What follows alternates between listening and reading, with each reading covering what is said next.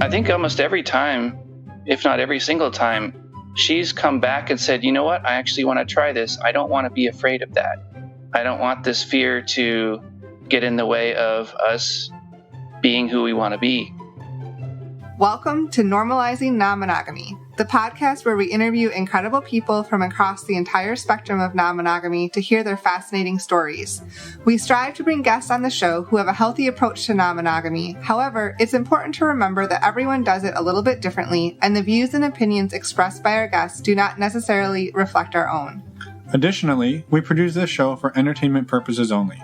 Please be aware that we aren't doctors or therapists. Consult a medical professional for anything regarding your health that you might learn about on the show. Enjoy! Welcome to episode 167. We're Finn and Emma, and today we have a beautiful episode with Anna and Groot. They are in their late 30s, together about 4 years, and they're actually exploring a mono-poly dynamic, which is not a monopoly. No, which is a new dynamic, though, on our show. I think somewhat new. It's not as common. Right. So that means she is mostly monogamous and he is a relationship anarchist and is exploring polyamory. So they talk a little more about how that works and why they've come to that. And yeah, it's a fantastic interview. And also, they wanted us to include in the show notes, Groot does some just fun writing on Literotica, which is an erotica website where anyone can contribute. And so the links to his Literotica page are in the show notes, which you can find on our website, normalizingnonmonogamy.com. Click on the podcast tab. Before we jump into the show, we have a couple of announcements. The first one is you may have noticed that we've been releasing Friday episodes the last few weeks. These are our new Power of Witness series, and this is a series of 6 episodes, a collaboration that we've done with Catherine of Expansive Connection, where we've done a group coaching session with her and 4 previous couples that were guests on our show. So it's a powerful, amazing experience. We should have called it Powerful of Witness. It's true. Nailed it. Anyway, this Friday is the last episode in the series. It'll come out. It's the wrap up and takeaways. And actually, it's, I think, equally powerful as the rest of the episode. So just the takeaways from this experience that we all share, including Finn and I, are amazing. So you're going to want to come back on Friday and listen. Or if you want to listen right now, you can go join our Patreon and you'd have links to join or links to listen. But please go check it out and give us feedback. We'd really love to hear what you guys all thought of Power of Witness. This is the first time that we've done it, and we'd love to hear your feedback. Yeah. Thank you in advance for that. To leave us feedback, you can go to our website, again, normalizingnonmonogamy.com, and click on the contact us button or page, and you can either leave us a voicemail or send us an email. We read them all, we listen to them all, and we reply to all of them. Yep. So we look forward to hearing from you. We're on it today. I'm fine. Don't worry about me. So yeah, thank you in advance for that. We also have a quick announcement on our virtual meet and greet for February. The next one is on February 20th at 6 p.m. Pacific or 9 p.m. Eastern. And these are really fun events that we started doing probably just under a year ago. And we do it sort of like a speed meet and greet style using Zoom. We put everybody into the main Zoom room. We do a couple of icebreaker questions, and then we break out into smaller a little more intimate groups, and we ask questions to help you get to know each other. And then you talk for a few minutes and we scramble the rooms and you do it again. So these have been super fun. We've loved doing them we've done them every month since I think last April or May. Yep, I think so. And these are open to everyone. So they're just $10 to join. To sign up, go to our website, again, normalizingnonmonogamy.com in case you forgot, and click on the meet and greet tab. Or just go down in your podcast show notes. There's links to all of the stuff that we've just been rambling about down there. Yes. And we also have some updates on Patreon, dates and everything that will be included in the outro. So come back and listen after this interview and you'll get all that information. Yeah. And just one final reminder, please reach out to us. Let us know what you think and how you're doing. And we'd love to hear from you. And let's jump into the interview and we'll see you on the other side. Let's go. Well, I guess I'll get started. All right. Well, you do you. Welcome to the show, Anna and Groot. We're super excited to have you here. You reached out to us, I think, a little while back, and we got you on the show as soon as we could. So thank you so much for being here. Thank you for having us. Yeah, and especially fitting us in like around the holidays. Yeah, Christmas Eve. Yeah. Yes. So yeah, as Emma said, thank you for being here. Do you mind introducing yourselves so we know a little bit more about who we're talking to? I am Anna. I am 38 years old. I am a female, and I mostly identify as monogamous. And I'm Groot. I'm 37-year-old cisgender male, and I identify as a relationship anarchist. All right. Okay. Awesome.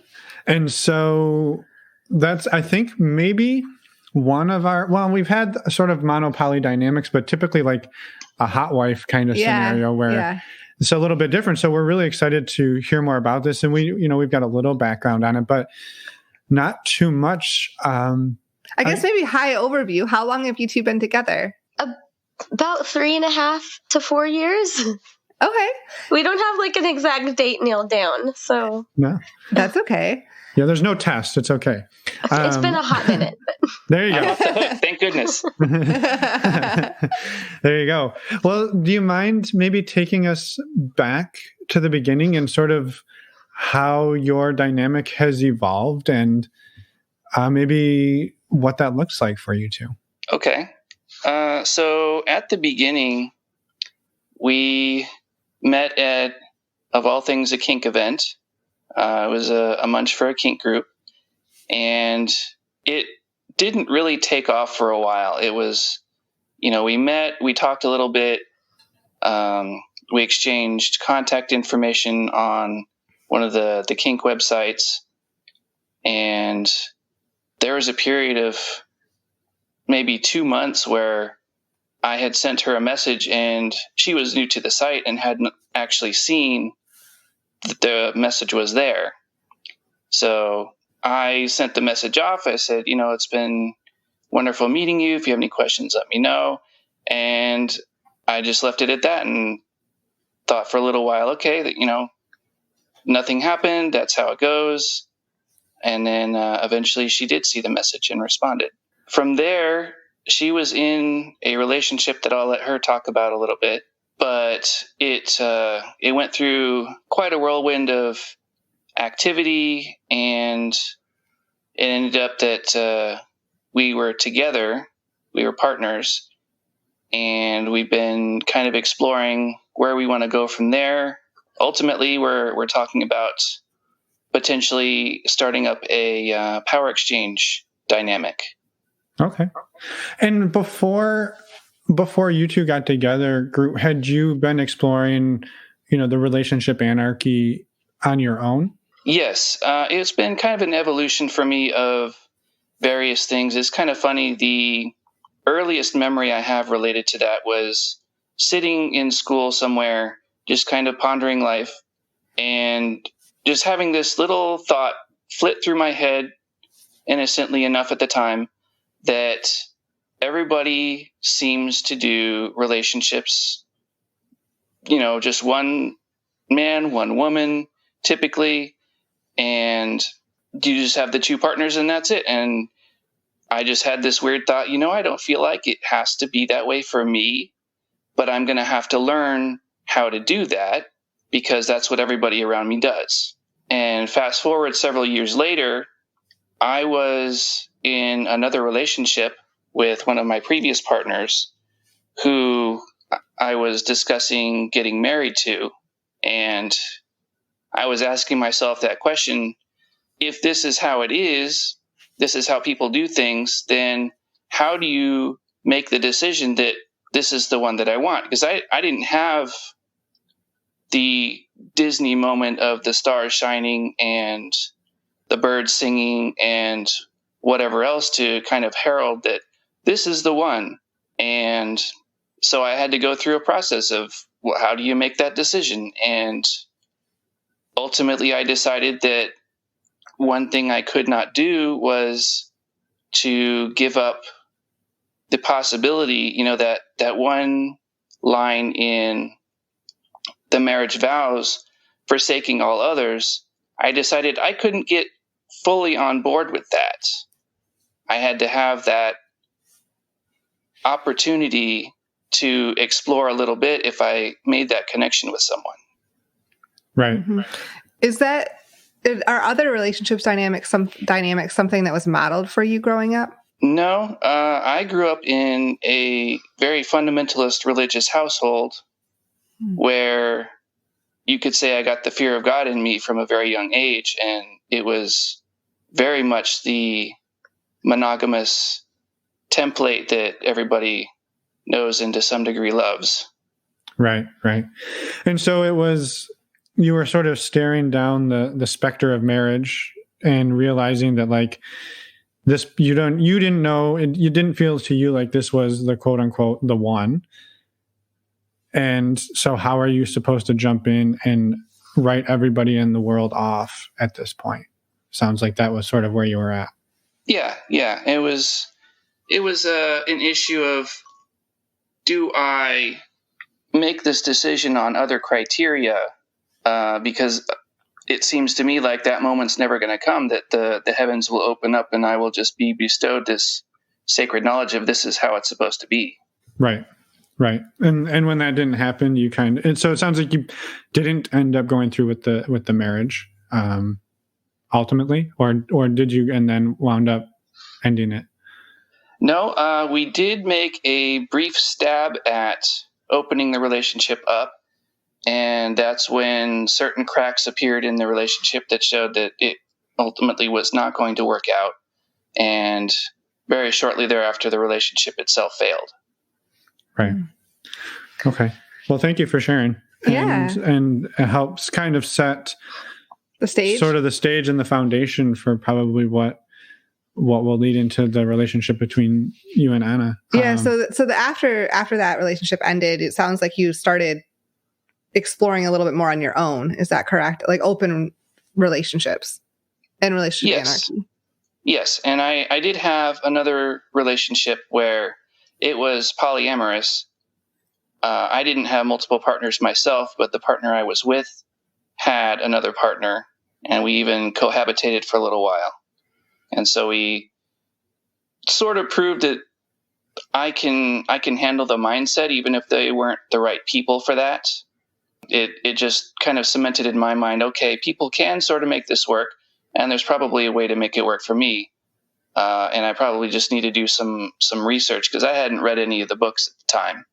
We did an awful lot of the common rookie mistakes that you probably hear a lot about. And I decided I just needed to double down and do it better next time. Yeah, no, I mean, I think at the beginning we all make lots of mistakes, and even in the middle and at the end or whatever. All phases, we're always learning, right? So, yeah. On your side, Anna, had you ever explored non-monogamy leading up to your relationship with Groot? So, before I had gotten married, when I was in college, I had exes of mine I had discovered pornography, and I kind of liked girls because they were pretty and nice to look at. and so when my ex-husband, before we were married, had said that he was wanting a threesome, I was like, okay, that seems like something I might be interested in. And that was sort of a deal breaker for him. Like he wanted to find a partner that would be interested in that. And I was like, okay, I'm interested. So we ended up getting married. And after a little while, he basically decided he wanted this to happen. And he was not wanting to wait for that to happen. He wanted to find somebody that was going to do this with us and make this happen. And that's where I kind of got off board a little bit, because that didn't seem natural to me to just go find somebody to make it happen. But it was something I told him I was interested in. So I was like, well, I said I'm interested in this, so we need to try this. I had no idea where you find somebody to do that. And we started doing some research, got on a kink website, and found a swingers club in our area. And the first night that we went to the swingers club, we met a single girl there and ended up playing with her and ended up exchanging contact information and had a brief relationship, a little triad kind of thing with her. She was married, but she was having problems with her husband, and he did not come with her that night. He was not living in the house with her at that time. And our relationship with her ended when she decided to start working things out with her husband. So, but that kind of had given us this little bit of an experience. And I had kind of decided maybe with the right person, this is something that I want, but I did not like the just going out and trying to just meeting somebody that night and playing with somebody that night. That wasn't for me.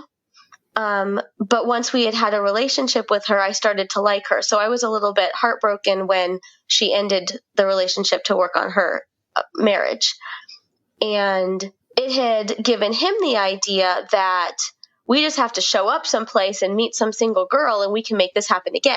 So then, because I wanted somebody that I liked, then it was my job to go out and find somebody else who will do this with us. Right. And so I was continuously sent out to different events to try and meet somebody. We ended up having a girl live with us for a little while that was a friend of a friend who needed to move out of her house. And she lived with us for a few months, and we played with her a couple of times, and it was not a good experience because I did not like her. But my husband did like playing with her. And so at that point, he kind of started talking about wanting to be polyamorous because he wanted to be able to have relationships with both of us. And I didn't really know what that was very much, but it felt very threatening, especially because I felt at that time that our relationship was not sturdy. And so then it really felt threatening for somebody else to come along. But I was willing to look into that and find out more information about it. And things ended up not working out with her. He discovered all the things about her that I didn't like and stopped liking her. But round about the time that she moved out, when things were kind of falling apart with that relationship, then my husband really wanted to find another girl. And so he was really pushing for me to find somebody else. That's when I went out to the event where I met Groot. Okay. And we kind of joke that I was sent out to find somebody, and sure enough, I did. Yeah, you were sent out to find somebody you liked, and you found somebody you liked. I did, in fact.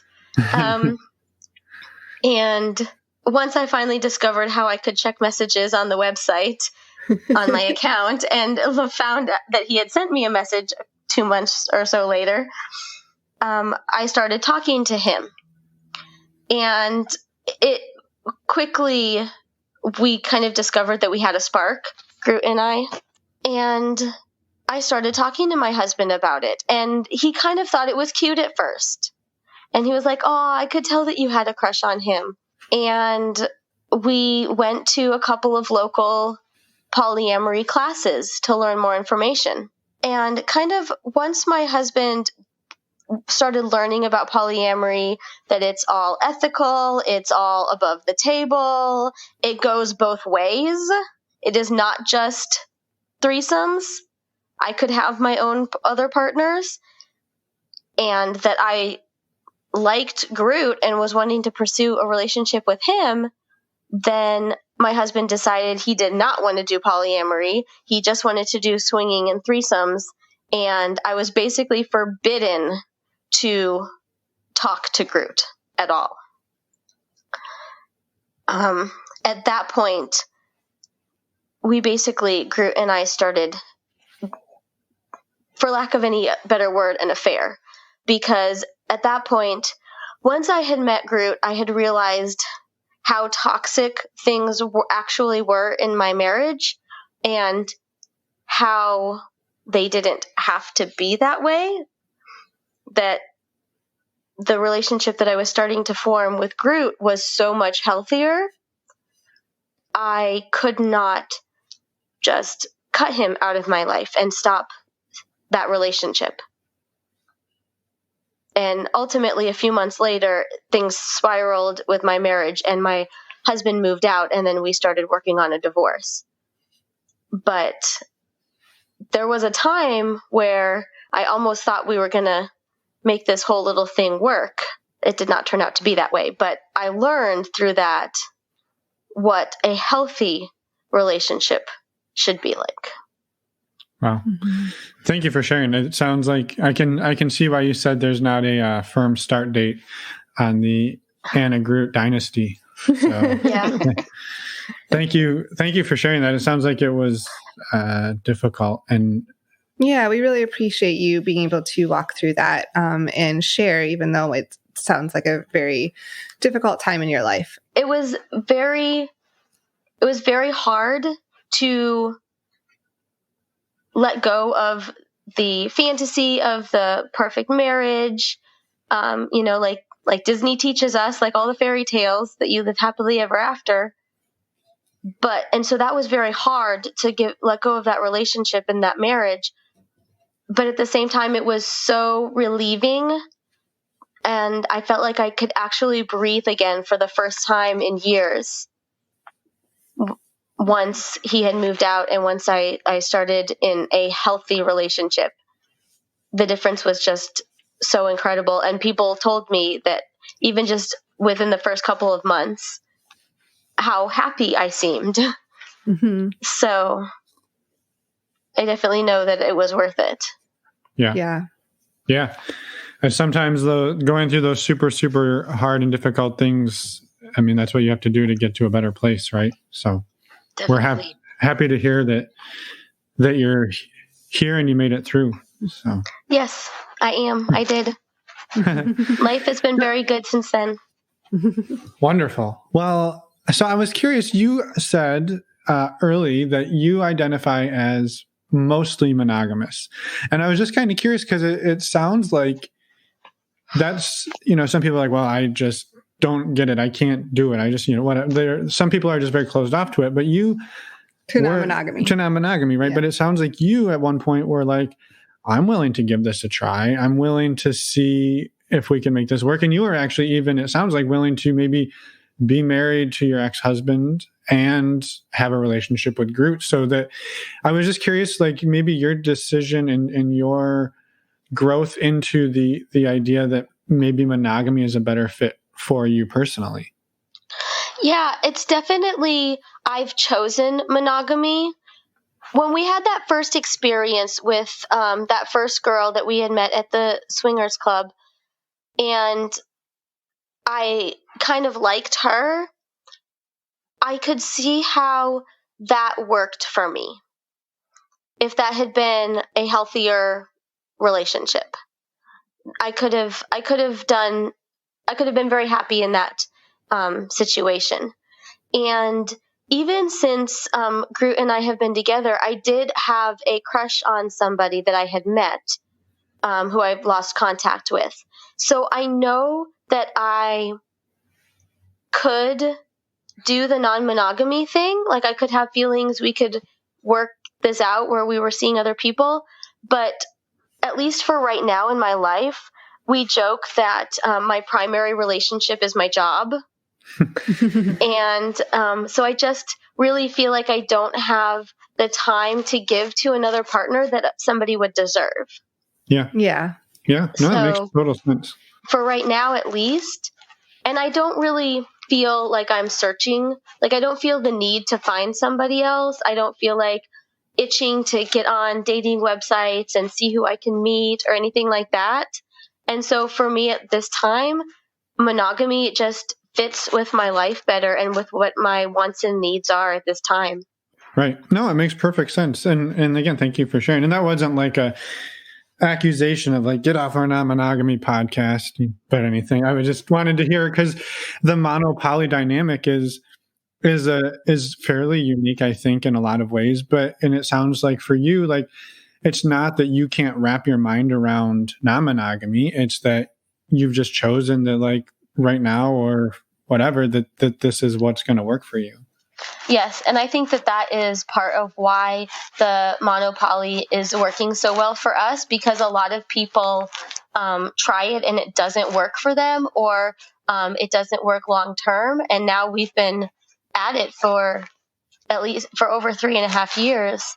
And I think it's because, for me, the monogamy is a chosen monogamy. Mm-hmm. It's not just like I'm not allowed to see somebody else, and it's always an open door that if I met somebody and I wanted something with somebody else, that's always on the table. Right. It's just that this time I'm choosing not to. And I think that is part of why our monopoly works so well long term.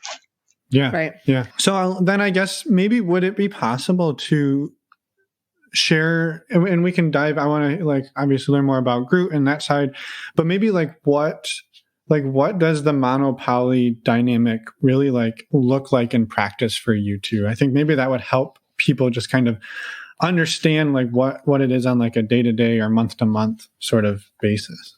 I've been talking a lot. Do you want to say something? Okay. Well, since I'm the one that's doing multiple partners, it's probably better to get my perspective on that. Obviously, there is a pandemic on as we record this, so it's a little bit difficult doing the meeting new people and expanding your bubble and, having kind of two standards of health and safety to be keeping track of. But before all this started, I did have a relationship that I started that really helped us to kind of broaden our horizons as far as what we were looking for in our relationship and proving that this was really going to work, because really from the beginning there's been sort of a discussion ongoing of, well, why don't we just close the relationship? Because there's been so much drama going on, there's been so much difficulty in discussing things and just getting on with life while we're going through all the different stages of the relationship. So it's been kind of a continuous discussion of, well, why don't we just close the relationship? Because that's kind of the easy button. That's the template that we've been given by society to model relationships after. And so this other relationship really helped us to kind of go through the growing pains and all of the discussions that we needed to have in order to get to the place where it was fully a non-monogamous, a working relationship. Before that, it was kind of theoretical that we discussed about having another partner, but there was so much drama going on that it didn't seem feasible at the time. We just didn't have time after work and everything else happened. So then finally we got to a place where I could start to explore another relationship. And that was a little bit slow at first. We had to kind of ease into it and make sure that everybody's needs were being met and that I wasn't going too fast for, I believe the advice is usually go at the speed of the slowest person. Yep. And with the difficulty that we had with trying to open up a relationship on her side, then there was a bit of trepidation, shall we say, as far as how that was all going to work out and trying to feel safe during that process. So we took it slow, and it really was starting to hit its stride. And unfortunately, the pandemic happened, and that relationship is basically on hold and may or may not pick up again after everything settles down. Yeah, no, I appreciate it. Yeah, thank you for sharing all of that too. I think it makes sense that you kind of had to, that you did start slow and then went at the speed of the slowest person and made sure that it was your relationship was in a safe space before moving forward. Yeah, that was a big priority for me, is I wanted everyone to feel safe, and I wanted to set us up for success as much as I possibly could. Yeah. Well, and I think maybe, and correct me if I'm wrong, but I think, for me personally, I think my insecurity would be the imbalance, right? Where in a monopoly, right? Like where you have this opportunity to go and do all these things. And I guess, as Anna said, like she has the opportunity, she's just choosing not to. But that I think that would be something that would be hard for me. Like I'm doing this, I'm having this fun, I'm meeting these people, and my partner isn't. And I was just wondering if maybe you could talk a little bit about like how the two of you navigate that. I guess it really comes down, at least from my perspective, it comes down to what people feel like they want to pursue. I'm trying to extend basically the same opportunities to her and to any partner that I might have in the future that I'm asking for. I'm asking for the opportunity to explore with other partners, and I've tried to make it clear that I'm trying to leave that open for her as well. But not everybody is after the same things. Not everybody is in the same place in their life. And, there's a difference between equal and, what is the word? Equitable. Yeah. Equality and equity. Yeah. Right? Yeah. Yeah. Equanimity. Yeah. One of those. Yeah. So there's a difference between everybody having the exact same thing and everybody having something that they find valuable. Right. So it's been kind of a balancing act of, well, what is it that I'm looking for? What is it that you're looking for? And then trying to find a way to meet everyone's needs. And I know that everybody says it, but that was where a lot of communication took place. And just, what is it that I need to feel safe and to feel taken care of in this relationship, and be happy in this relationship? What's going to meet my needs? And having to just be really open and talking about it a lot, of how things are going and what am I wanting or needing and what is he wanting or needing. And then his other partner, what does she want or need? She also did not have a lot of free time. Like I don't have a lot of free time. So balancing whose free time happens when and things like that, who's got free time on the weekend, who's got free time during the week, and then him meeting his own needs and making sure that he has his own free time that he needs to have and things like that, and balancing all of that. And so it's like I said, everybody says it, but the communication has to be there. Yeah. To make sure that everybody's getting what they need. Yeah, like continual check-in too. It can't just be like one conversation. Yeah, we got this figured out. Exactly. Yeah. No, I love it. And thank you for sharing a little bit of insight on that. That really helps. How have the two of you seen one another grow over the last couple of years that you've been together? So Anna has been kind of fiercely facing her fears since the beginning. There were an awful lot of things that were triggering in one way or another. And every time we'd run into something, we would slow down or stop.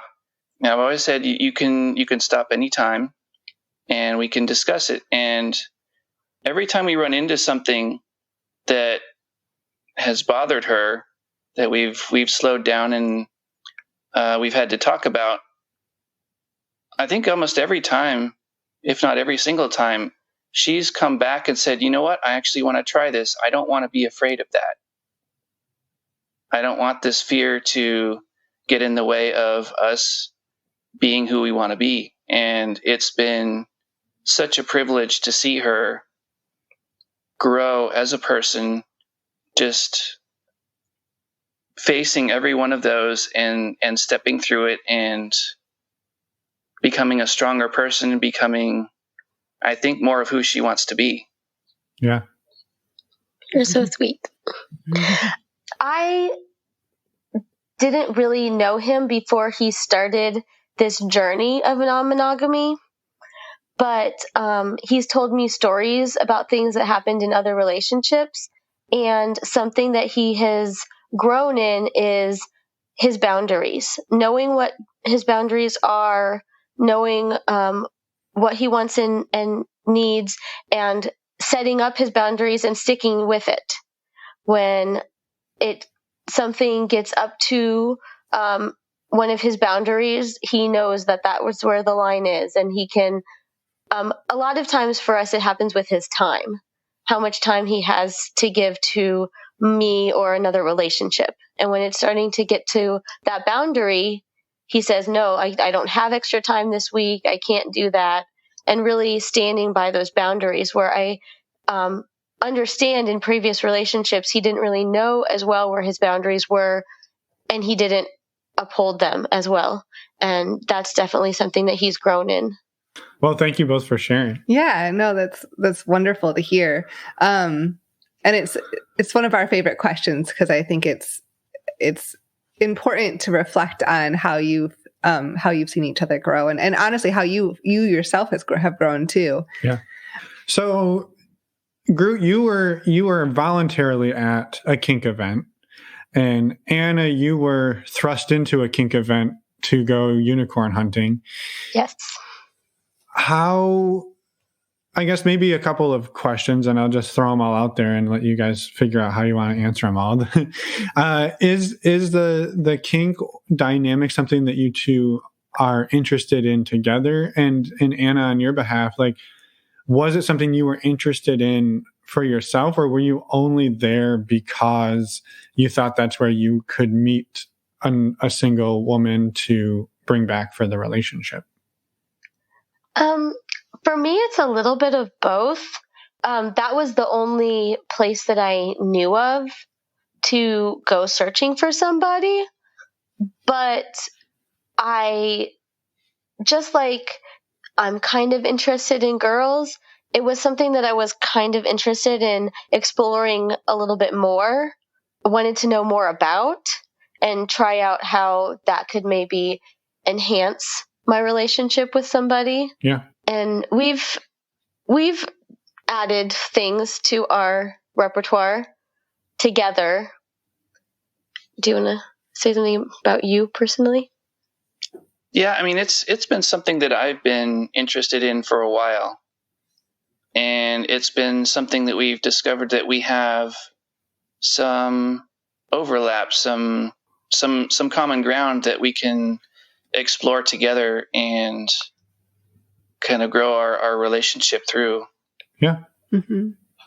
Yeah, I was just kind of curious because you mentioned early on that you are talking about maybe changing up the dynamic a little bit, and just curious if that was something that you had both been interested in before you came together, or if that's something maybe a little newer, and maybe what does that dynamic that you're trying to put together look like? I think so we're looking at a power exchange dynamic, and it was something that I had kind of knew about in like the kind of pop culture sort of like dominatrix kind of, what you see in TV or movies or things like that. I knew it existed, but we kind of just naturally have that sort of dynamic together. It just naturally kind of comes out. And so we've sort of explored it for the past few years that we've been together. And now we're kind of looking at how we would make that more of an official dynamic versus just something that kind of just naturally sort of happens. Would you say anything else about that? No, that sounds about right. I mean, it's been something that I've thought about for a while, something that I've been interested in exploring since before I met her, and had some kind of ideas, but you never really know how a new partnership is going to fit into that dynamic or if it will work at all. So it's been interesting just to be able to ask the question, hey, how do you feel about this? How do you feel about doing that? And just seeing how that plays out, and whether that's going in a direction I thought that I might be interested in already, or if it suggests something else that we haven't really talked about previously, or yeah. Mm-hmm. I was curious, so like, you see this power dynamic that you might want to try. Are there other things that you're interested in the future? Like, where do you think your relationship might go? We have talked about doing somewhat more, I guess, intense non-monogamy. We've talked about being a little bit exhibitionistic, that there's a swingers club here that they have the shadow box where people can go up and, you can see the silhouette of what people are doing in there, but can't quite make it out. We've talked about potentially going up there and fooling around or doing something with that, or potentially even bringing in another person, having a threesome or some similar play session. We've also talked about exploring rope play. Yeah. So cool. There are things on the list that we're just thinking about.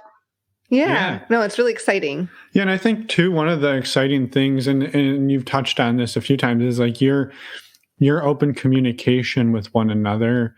Really, like, that's the foundation for all of this, right? And when you have that, you can talk about doing just about anything, and then you get to decide together: do we want to do that, or do we not, or does one of us and one of us don't? And from there, you can basically, create your own adventure book kind of thing. Yeah, I think that's really one of the points where I realized that this was a healthy relationship and my other one was not. And I started gravitating more towards Groot and away from my marriage, because I could ask any question. When I realized that I could say no at any time and I wasn't going to be in trouble for it, that was a total game changer for me. Because a lot of times in my marriage, I said yes because it was better than what was going to happen if I said no. And when I discovered that I could say no as many times as I wanted, even if I turned right around and was like, nope, never mind, I'm going to say yes. Or I could say yes and then turn around and say, never mind, no. And it was always okay. And that we had that communication that I could always say yes or no, and I could ask anything and say anything, and it was always okay. That was when I knew I had to be in this relationship, and I had to get away from the other one. Yeah, that's powerful. Because it felt safe. It was so safe. I call him my safe place, because for the first several months of me knowing him, he was the place I went to when I didn't feel safe at home. Yeah. So, yeah, like, this is the healthiest relationship that I've ever been in. And so much of that is just learning how to communicate. And I feel like we communicate better than lots of married people who just go through their marriage because we've had a hard time. Right. Yeah, you've kind of been forced to. It's been interesting to go through some of the literature. We're those kind of people that have to research the heck out of something. And so we've read a bunch of books, and we've listened to podcasts, and we've been to some, I would call them relationship skill classes, really. I mean, they were kind of pitched at the polyamory community, but they talked about communication. They talked about online dating. They talked about a number of different things. And jealousy. Yeah, jealousy. Yeah. And so just to be able to have that knowledge base and look around at the people that we know and say, hey, you guys are having an issue right here. There's tools that are out there that you don't have to suffer through this continually. And of course, you can't always just butt in and say, hey, I've got, a potential solution to this problem. It's not your problem to solve, but just just knowing that journey gave us a lot of the skills to handle a lot of those issues has just been incredible. Yeah. It helps with other relationships too. It's helped me with just better relationships with my family or people at work or things like that. Yeah, that's a really good point too, because, you think about going into like a relationship course or something like that as like you're supposed to be working on like your romantic relationships, but really it's skills that you can use in many places in your life and improve all of those relationships as well. So thank you for pointing that out. I was also curious, how, I guess, open with other people in your life are you about your dynamic? I guess I will go first because it's a relatively easy answer. I'm not very close to most of my family, so I don't really have to tell them anything. I don't tell people that I work with a lot simply because the company that I work for seems to be heavily rooted in a lot of traditional values. It's not like some of the larger companies where you have the morality clauses and things like that that can really get you in trouble. But it's enough that I'm wary of sharing that with anyone that I work with. Yeah, that makes sense. And I'm really not open. We're open with the people that are in our poly and kink community. We're in some groups, and we're open with all of those people.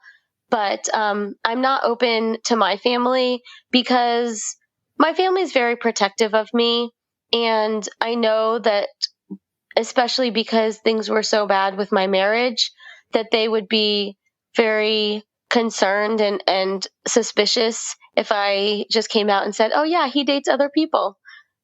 They just wouldn't understand.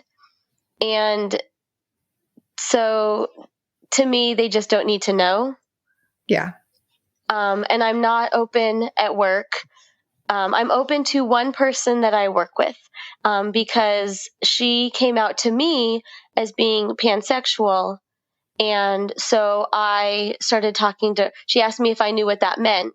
And I said, I kind of know a lot more about that sort of community than you might think because I'm in a mono-poly relationship and my partner is poly. So I'm open to her.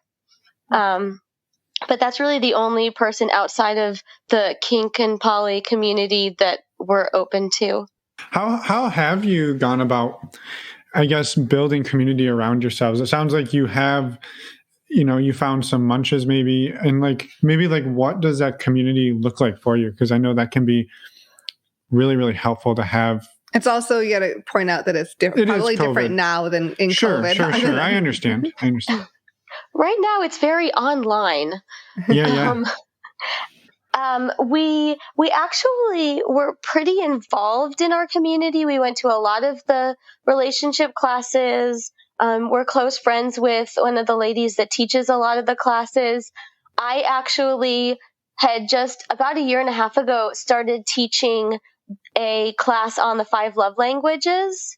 And we are in a couple of Telegram groups that go through kind of poly processing, and people ask questions, people bring up topics to discuss. We're reading through kind of collectively the More Than Two book, and every few days, a couple times a week, they post a little blurb, a little chapter from the book, and then some questions to go along with it, and people answer it, and there's a lot of just discussion and things like that. And before the pandemic started, we would go out to a lot of those classes and things like that and be active in the community.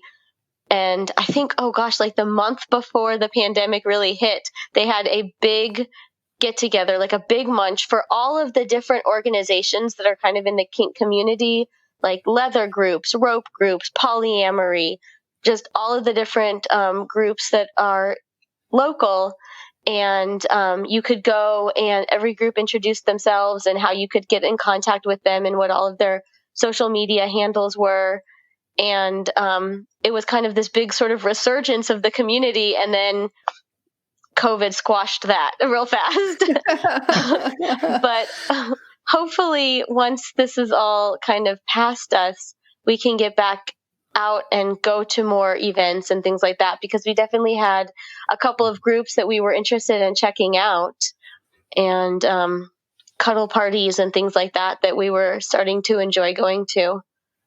And it's kind of interesting too, in this area, I understand this is a little bit unusual among kink and other alternative lifestyle groups, that everybody is kind of enmeshed. It's very much people from the kink community know people from the poly community, and everybody's, not everybody's into everything, but everybody's pretty much okay with whatever.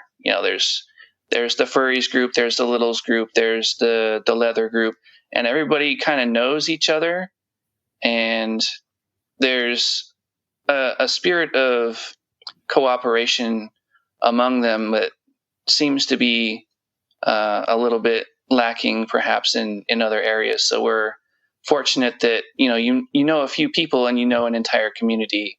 Yeah. Right. No, that's awesome that they're all so intertwined and supportive of one another. I love hearing that.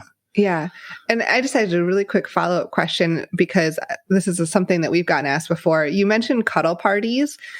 Have you been to one? And if you have, could you describe it? Because some people have asked us about those and whether they actually exist or not. We have one every night when we go to sleep, but they're usually 2-person parties. So. Yeah. So the cuddle parties that we've been to maybe 3, something like that, before the pandemic hit. Here locally, they were happening once a month, and you had to go to some other event to meet the people that were in charge of it, because it was at somebody's house, and then you could get invited to find out where the cuddle party was. Yeah. And they always start out with some getting to know you at the beginning. Everybody goes around and introduces themselves, and it starts off with a little bit of I guess like a little class really on how to negotiate consent with, like, would you like to hold hands? Can I, touch your hair? Would you like to sit on my lap? Whatever like that, how people can negotiate for things that they want or don't want.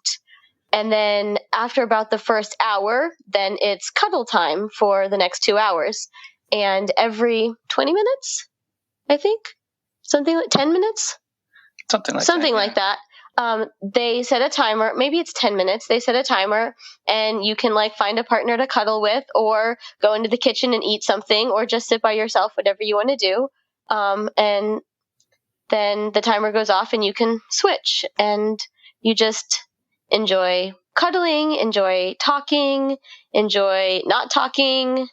You can cuddle the one you came with, or you can cuddle somebody else. And there's lots of pillows, lots of blankets, lots of sofa cushions. And for that first part of the cuddle party, it's non-sexual only. So you have to have your genitals covered, basic, bikini areas, or however they describe that. And then after the main event, I guess you could say, then it's kind of anything goes. And after the first 2 hours. Yeah. And then you can do other kink things or whatever else. Right. And so people kind of opt into that extra portion if they want to. If all they want is the cuddle part, then they can leave after that part. Exactly. Right. Yeah. And the extra part usually starts at about 10 o'clock, which is our bedtime. So we can't say we've been to that part much. Yeah. But yeah, well, thank you for sharing. Again, we've never been to one, so it's good to kind of I know, I'm fascinated. peek behind the curtain a little bit. Yeah, it's pretty fun. It's nice to just sit and be close to people and just enjoy that. Right. Yeah. Enjoy snuggling, and sometimes we just go. The first maybe 2 times we went, we didn't even sit with anybody besides ourselves. Yeah. Yeah, and it's fun to know those exist. It just feels like such a foreign concept right now with COVID, especially. Yes, for sure. But someday we'll be able to do that again. You have to settle for cuddling with me. I know. Yep. Well, we want to be respectful of your time, of course, but we didn't know if maybe you had a blooper. Jeez, speaking of which, if you happen to have a blooper that you wanted to share with us before we let you go, or maybe if you just had any final thoughts that you wanted to share before we let you get along with your evening. We do have a blooper. We kind of say that how we got started was a blooper because I was supposed to go out and meet somebody I liked, and that's what I did. It wasn't exactly as planned, but there was a time that happened after we had been kind of seeing each other for a couple of months.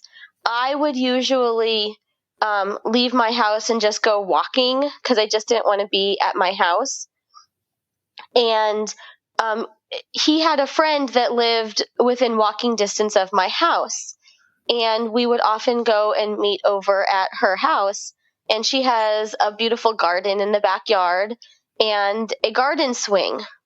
And we would go over and swing on her garden swing together. And I would just kind of decompress and just relax and just be out of my house. And it was kind of early spring, so the weather was nice. We would watch the sunset sometimes. And we would do that when I was having a bad day. Well, my husband took my phone one time and he got into my text messages and found a message where Groot and I had been asking, "Do you want to go swing tonight?" And my husband, thinking that I'm doing horrible, terrible things outside of our marriage, thinks that Groot and I are going to swingers clubs and swinging together when I won't swing with my husband. So it's this big joke between Groot and I that we want to go swing. And since then, my parents actually, for my birthday one year, bought me a garden swing. So now I have a swing in my backyard. And so now sometimes we go swing and laugh. Now you can have swing parties at home. Exactly. So that's kind of our blooper. I love it. Yeah. And it sounds like those, really, it's a great place for you two to connect. It sounds like that swing, is kind of the start of your relationship, and you have a swing now, and that's just a really cool, place for you two, it sounds like. Yes. Yeah, it's definitely kind of symbolic of our relationship, I would say. Yeah. Yeah. Love that. Awesome. Do you have any other final thoughts or anything before we let you get on with the rest of your night? One of the things that I guess I wanted to say was we just really wanted to come on the show because I wanted people to know that a couple of things. First of all, I felt so trapped in my marriage because divorce just wasn't okay. And I feel like a lot of people end up feeling that way. And I just want people to know that it is better to get divorced. It is not so taboo than to stay in a toxic relationship. And I feel like, especially, I grew up in a religious household, and my family members do not get divorced. I only have a couple of, cousins that have been divorced. And so it just wasn't something that my family does. And that was holding me in a marriage that was unhealthy for much longer than it should have. And so I want people to know that it's better to just get out and be in something that's healthy. And I also want people to know, people could look at my marriage and say, oh, well, opening up and having threesomes and, being poly, it's no wonder that your marriage failed. You were doing all of these horrible, terrible things that, outside of your marriage. And that is not why my marriage failed. And poly can be done very wrong, like what was happening in my marriage, or it can be done very right, like what is happening now with Groot. And especially to people who are new, there are things, a lot of times people say there's no one right way to do poly, and that's true. There's no one right way. There are some things you can do that are wrong, though. And here are some pitfalls that you can try and be aware of and watch out for. And things like unicorn hunting might be one of them. I'm not saying having a unicorn or having a triad is a bad thing, but what I was doing and what my husband was doing is not the way to do it. So I just want people to know that there are some things to look out for. And then there are some really good, healthy ways to do non-monogamy. And even if it didn't work, even if it was completely toxic in one relationship, it could be completely healthy and wonderful and the best relationship you've ever had in another relationship. Just depending on how you're doing it and who you're doing it with. Yeah. Well, thank you for sharing all of that too. That was some really amazing final thoughts. Yeah, it's super powerful. I actually also wanted to chime in. The reason that I wanted to do this interview was because I wanted to send a message to anyone that might be listening right now that's in a difficult situation, that's looking into something and it doesn't feel quite right. Listen to your inner voice. Don't let someone pressure you into doing something that feels wrong, because it may not be that the path is wrong, but something needs to adjust, and you can't force it. It's not something that you can just fake it until you make it. The emotions are real. The emotions have consequences, and you need to take care of yourself. Yeah. Yes. Yeah. That's beautifully said as well. Yeah. Thank you. Thank you both for the powerful messages, and your story is very powerful, and we appreciate you being vulnerable and sharing with us and sharing with everybody. It's amazing. So thank you. Thank you. Thank you for having this as a platform for people to learn more. You're welcome. It's our pleasure. Thank you. And I would say thank you, but Finn just did such a beautiful job. You can't too. Say it again. So only one. We'll let you get on with your night, and thanks again. Thank you. Thank you. Good night. And we're back. Thank you so much to Anna and Groot for reaching out and coming on the show and sharing your story. I think it's an amazing dynamic, and it was wonderful to talk with both of you.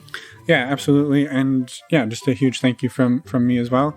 And we look forward. They messaged us back after we did the interview and said they look forward to doing a part 2 in the future. So yeah, and we know some of the stuff that was talked about is not easy. So we really thank you for willing to talk and communicate with both of us. Yeah. And share. Yeah.